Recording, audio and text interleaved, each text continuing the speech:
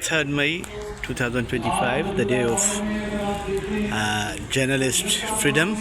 Protect media freedom, ensure journalist safety because your voice is our voice. This is the National Press Club, Islamabad. The program is going on inside the hall. So let's go there. کہ جب ہم پیکا کے حوالے سے، digital media کے حوالے سے، social media کے حوالے سے کوئی قانون لائیں گے تو اس حوالے سے آپ سے مشاورت ہوگی، مسودہ آپ کے ساتھ شیئر کیا جائے گا.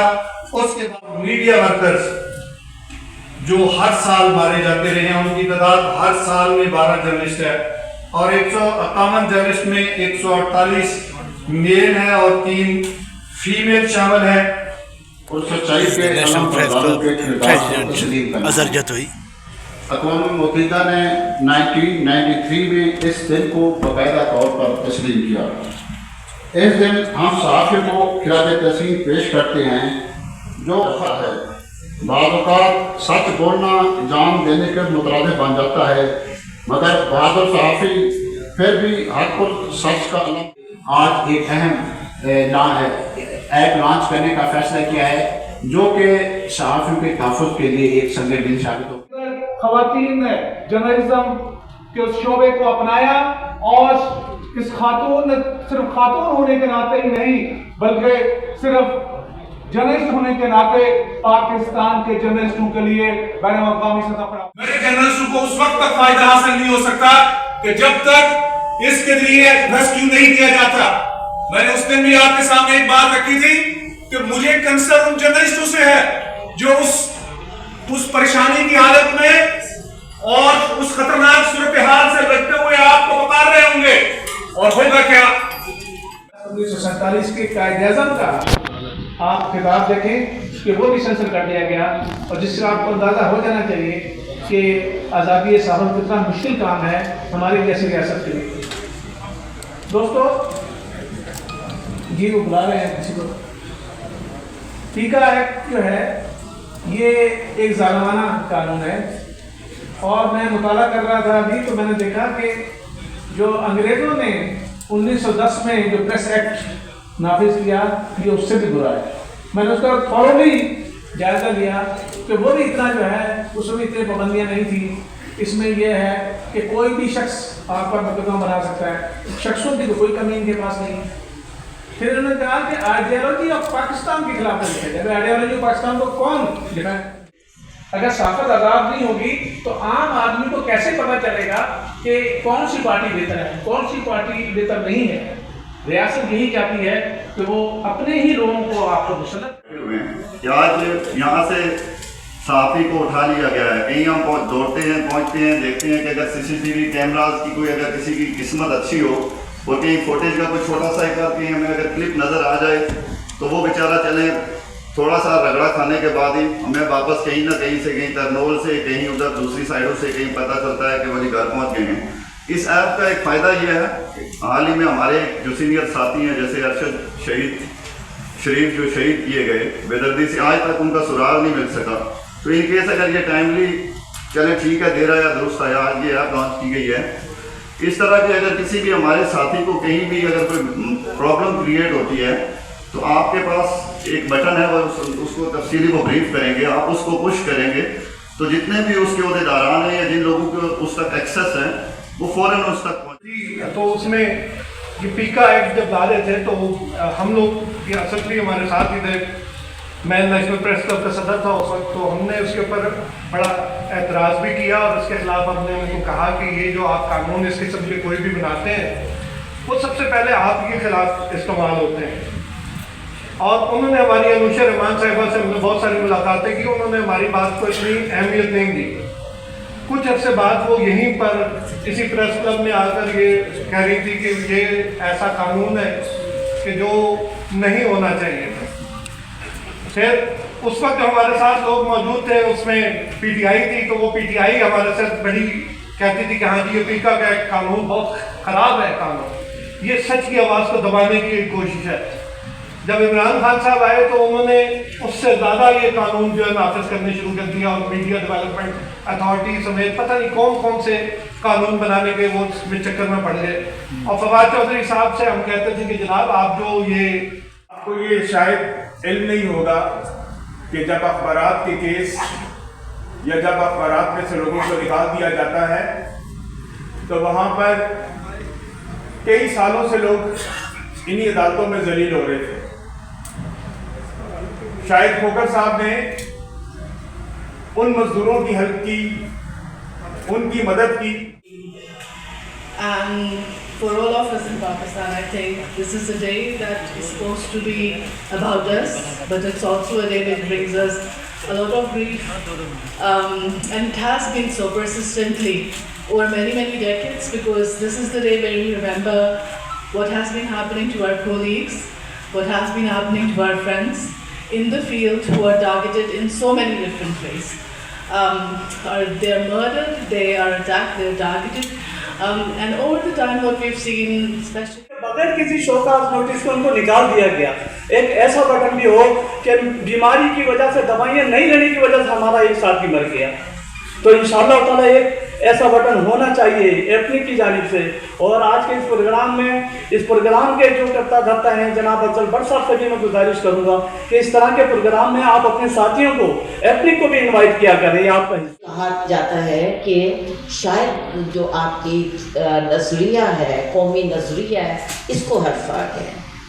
मेरा ख्याल है कि पाकिस्तान में जो PFUJ की तारीख़ है उसको अगर 1950 से हम जायज़ा लेते हैं तो उसकी मुकम्मल जो जद्दोजहद का दायरा कार रहा है वो इसी हवाले से रहा है। दूसरी तरफ हमने जो बात की, अभी मेरे ख्याल में शहरयार ने भी बात की, और सब जानते हैं मीडिया की आज़ादी, मीडिया पे सेंसरशिप, मीडिया पे कदगने, सहाफ़ियों के खिलाफ कार्रवाइयाँ, सहाफ़ियों के अकाउंट फ्रीज करना, न सिर्फ सहाफ़ियों के अकाउंट फ्रीज करना बल्कि उनकी फैमिलीज़ के अकाउंट तक फ्रीज किए जा रहे हैं। तो ये है आज की सूरत है। हम माजी में जदोजहद करते रहे, माजी में हम लड़ते रहे, लेकिन आज जो सूरत हाल सहाफ़ी फेस कर रहा है वो सूरत हाल खतरनाक तरीन है। किसी की जान को तहफ़्फ़ुज़ हासिल नहीं है। कन्फ्लिक्ट जोन में रिपोर्टिंग की इजाज़त नहीं कर सकता। पीका के कानून के अंदर 22 क्लासेस में, 52 क्लासेस में जो है वो अमेंडमेंट्स हुई है और पीका के कानून को पहली दफ़ा कॉग्निजेबल ऑफेंस जो है बना दिया गया, क्रिमिनलाइजेशन जो है वो कर दी गई है। सेंसरशिप के टूल के तौर पे जो है पीका के कानून को जो है वो इस्तेमाल किया जा रहा है। इसी तरह सेंसरशिप आप देखते थे वो नजर आती थी। आमिर मलिक साहब, आपके शबो रोज़ बीते हैं, बहुत नहायती पुराने और पाकिस्तान के जो है बड़े बड़े मीडिया ग्रुपों में आपने काम किया है। मुझे ये बताएं कि जो 3 मई का जो दिन बनाया जा रहा है और पीका एक्ट पे तमाम शुरा जो कि बहुत ही सीनियर शुरा हैं, वो जानते आप भी हैं, ये बताइएगा कि वो पीका पे बात कर रहे हैं और पीका के नुकसानात पे बात कर रहे हैं, तो इस सारे तनाजुर को आप किस नज़र से देखते हैं? देखिए जी, आज तो है आज़ादी सहाफ़त का दिन है। हाँ। और आज़ादी सहाफ़त भी बड़ी हद तक जो है आज़ादी इज़हार राय के साथ जो है जुड़ा होता है।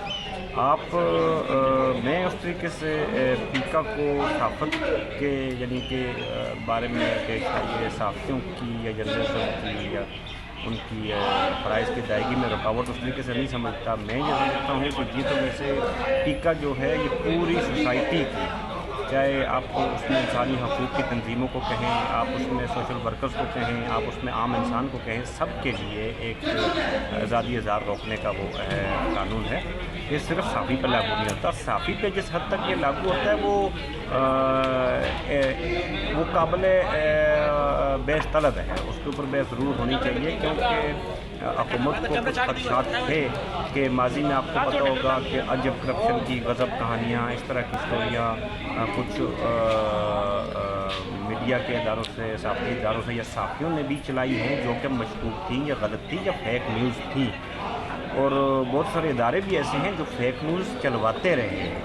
تو فیک نیوز کو روکنے کی ضرورت بھی ہے. اگر پیکا کے ذریعے فیک نیوز کو روکا جا رہا ہے، صرف فیک نیوز کو روکا جا رہا ہے، تو یہ کوئی ایسا نہیں ہے، اس کے اوپر قابل تنقید عمل نہیں ہے.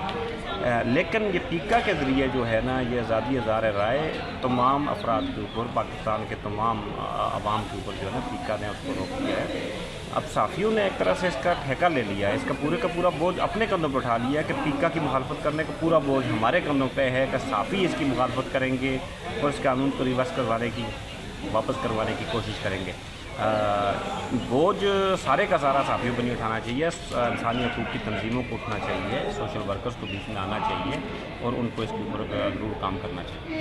اچھا، اگر اس بل کے بعد جو ہے کوئی باحیثیت اور طاقتور بندہ آتا ہے، اس سے اگر کوئی بھی صحافی اس سے پوچھتا ہے تو وہ تنزن طور پہ، میں نے پہلے ماضی میں دیکھا کہ کبھی ایسا نہیں ہوا، تنزن طور پہ وہ کسی کو یہ کہہ کر چلا جاتا ہے کہ آپ جا کر تربوز بیچیں، آپ جا کر مطلب جو ہے یہ کریں.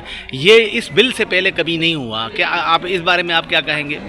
نہیں، دیکھیں یہ تو شخصیت پہ منحصر ہے. شخصیت جو ہے نا، شخصیات کتنی مضبوط ہیں، ان کے کہاں رابطے ہیں. اس سے پہلے بھی صحافیوں کو اٹھایا جاتا رہا ہے اور صحافیوں کے ساتھ تشدد ہوتے رہے ہیں، صحافیوں کی فیملیوں کے ساتھ تشدد، لیکن کھلے عام اس طریقے سے طنز نہیں کیا گیا. تو نہیں ہو سر، ایسا نہیں ہے، ہوتا تو ضرور رہا ہے، لیکن کچھ شخصیات ایسی ہیں کہ جو اپنے آپ کو وہ کہتے ہیں کہ آئی ڈیم کیئر. تو کچھ لوگ ایسے ہیں کہ جو اپنی شخصیت کا، ان کے ساتھ رابطے جن اداروں کے ساتھ ہیں، ان کی جہاں پہ اتنے مضبوط تعلقات اور مضبوط اداروں کے ساتھ ان کے تعلقات ہیں، تو وہ وہاں پہ وہ ان چیزوں کو شو کرتے ہوئے، کسی دوسرے کی انسلٹ کرتے ہوئے ان کو نہ کوئی شرمندگی محسوس نہیں ہوتی. Thank you sir. جناب جاوید تبسم صاحب، آج عالمی یوم صحافت 3 مئی منایا جا رہا ہے 2025 نیشنل پریس کلب اسلام آباد میں.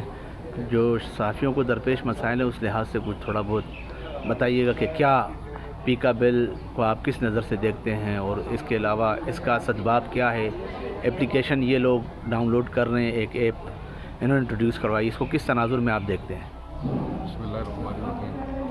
دیکھیں یہ جو پیکا آرڈیننس ہے، یہ آزادی صحافت کا اعتبار کیا گیا ہے، اس سے صحافیوں کو محدود کر دیا گیا ہے، اور جو صحافی ضرور لوگوں کی آواز بنتے تھے، اس آواز کو دبانے کی یہ کوشش کی گئی ہے.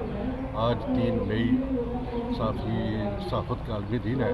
میں اس دن کی وساطت سے یہ اپیل کرتا ہوں حکومت آزاد کشمیر سے کہ وہ فوری طور پر پیکا آرڈیننس کو واپس لیں، اور جو PFJ اور پریس کلبز ہیں، ان کے جو ذمہ داران ہیں، ان کے ساتھ مشاورت کرنے کے بعد وہ کوئی نیا قانون بنایا جائے. اس قانون کو صحافی کسی صورت بھی یہ قبول نہیں کرتے ہیں. دوسری بات یہ ہے کہ یہ جو آج صحافیوں کی پروٹیکشن کے لیے جو ایپ یہ تیار کی گئی ہے، یہ بڑی خوشائندہ ہے. اس سے صحافیوں کو تحفظ ملے گا، اور جہاں صحافیوں کی بہت ساری مشکلات تھیں وہ حل ہو جائیں گی.